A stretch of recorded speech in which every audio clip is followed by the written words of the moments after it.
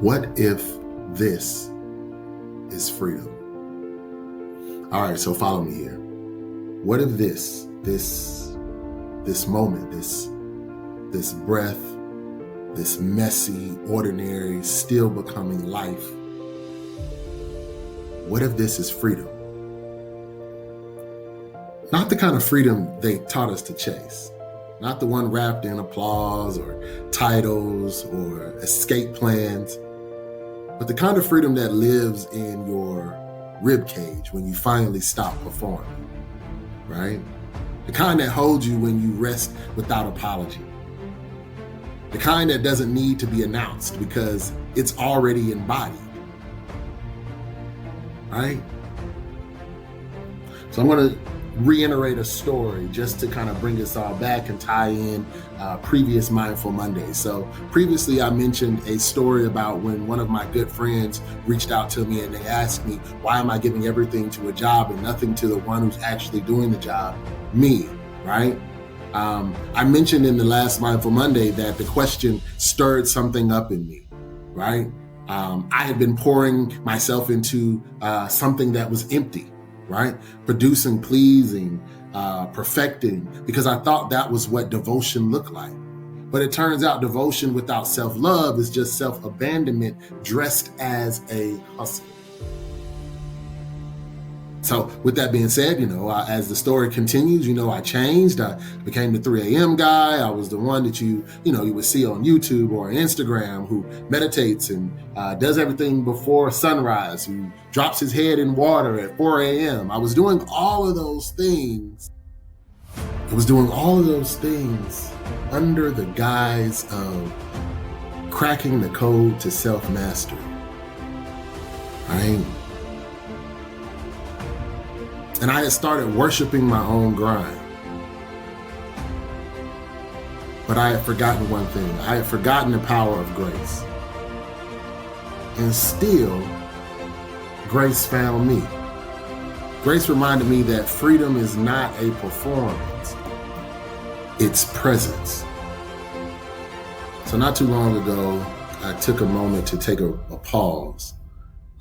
To really reevaluate and to recalibrate and to really sit down and think about and look and be present with all of the things that I have. I have a wife that I deeply love. We're building a life in New York.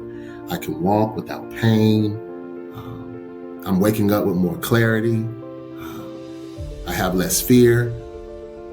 I'm living a life that just a few years ago would have felt out of reach, but I wasn't fully present in it. Sometimes we get so used to surviving that we forget to notice that we've started thriving. So I sat with myself, and for maybe the first time, I didn't just see the polished parts, I saw all of me. I saw the healing parts of me, the growing parts of me, the parts of me that are still tender, the parts that are resilient as hell. And in seeing myself fully, I could finally see others more clearly too.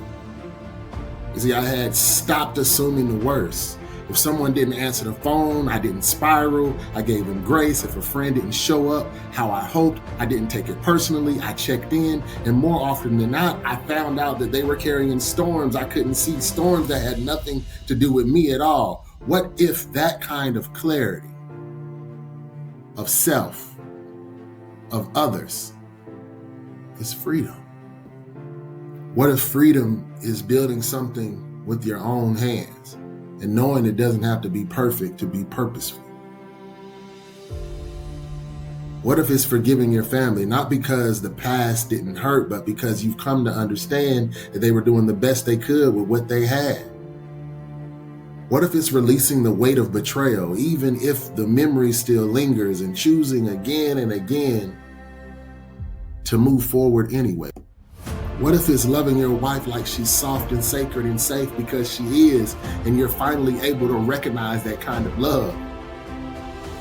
What if it's knowing your voice is sacred, that the way you hold pain and still speak light is holy? What if freedom is no longer negotiating your worth to boardrooms, text threads, or resumes, but walking in the fullness of who God made you to be? What if it's saying no with kindness, but without apology? What if it's resting without explaining, loving without proving, creating without meeting a finish line? What if your GPA, your morning routine, your tears, your boundaries, your marketing plan, your faithfulness to the unseen work, all of that is already evidence of freedom? What if you've already become the person you used to pray for? What if the old version of you, the one who performed, hustled, overfunctioned just to be liked, what if he finally gets to rest?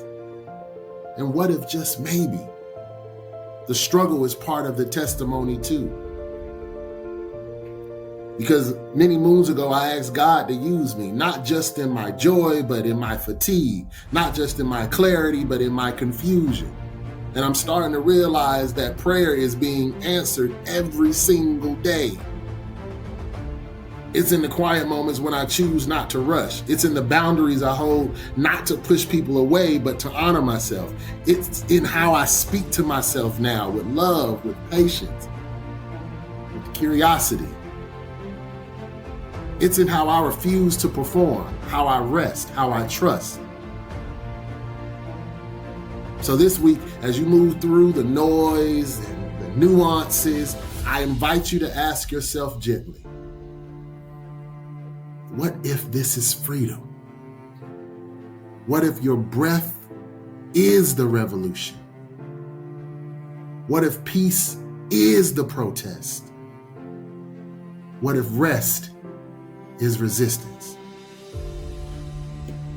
What if choosing to love your life as it unfolds is the holiest thing you can do? So may you check your expectations at the door. May you notice what is already enough.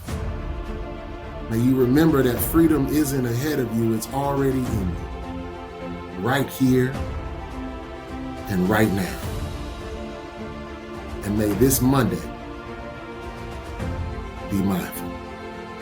Thank you.